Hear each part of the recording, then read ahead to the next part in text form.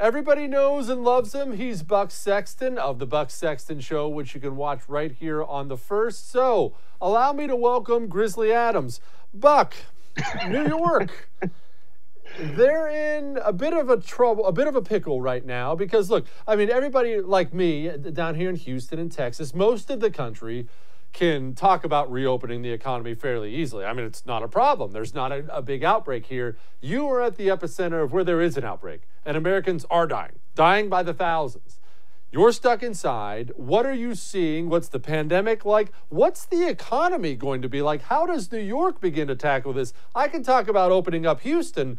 Opening up New York City is a whole different ballgame. What are you seeing?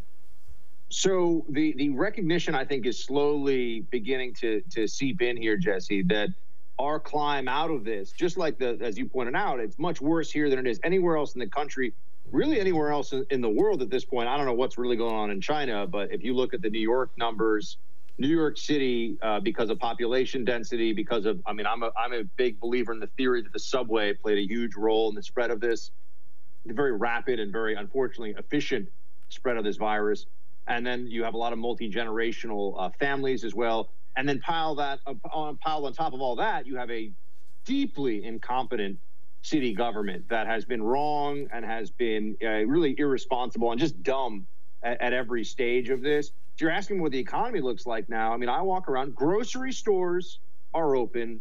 Some occasional restaurants you'll see are doing takeout, but I'd say the number of restaurants now that are open, and remember, New York is a city of restaurants. I mean, it's a huge part of the economy here, the service economy. I'm actually in Midtown. I'm close to Times Square, so anybody who's visited, you kind of know what my neighborhood is. I'm right in the middle of it. I'm right in the thick of it.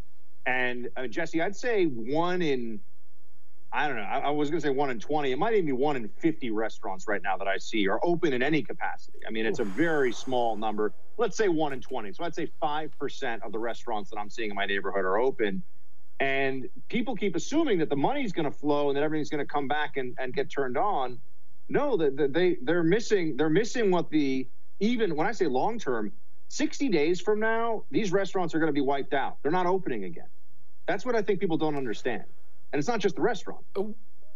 Buck, why don't they understand it? Because I have to be honest, and you and I have talked offline about this. I mean, look, even within the Trump administration, I see a lot of really smart people, a lot of really accomplished people, a businessman here and banker there, and they talk about the economy in ways that is not reality at all.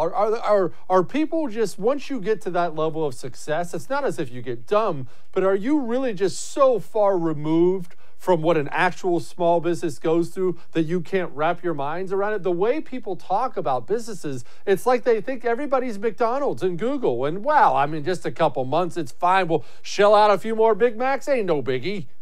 Yeah, I think that for a lot of people who, even those who do work in the private sector and for the private economy, what you end up finding out, what you end up seeing is that they're used to that Google, McDonald's, Coca-Cola mentality, right? Facebook of, well, it's a big company and, you know, there's contractions, goes up and comes down. But like, there's kind of it's always going to be there. There's always going to be more money. And they don't really understand what does it mean when you are running a business that has bills, that has expenses, and there is zero money. There's a checking account with a zero balance. What does that mean? It means people get fired and people don't have money to pay their bills at home. And that's where I think there's a big separation. And there's also, look, let's be honest, there's a class, and I would even say an educational separation that's happening here, where you have a lot of urban college and even, you know, advanced degree educated folks who are more easily able to work from home, more easily able to transport their work product, and including to the Hamptons, by the way, you know, Cuomo and all these other people that are telling us that the brother, not the governor, although both.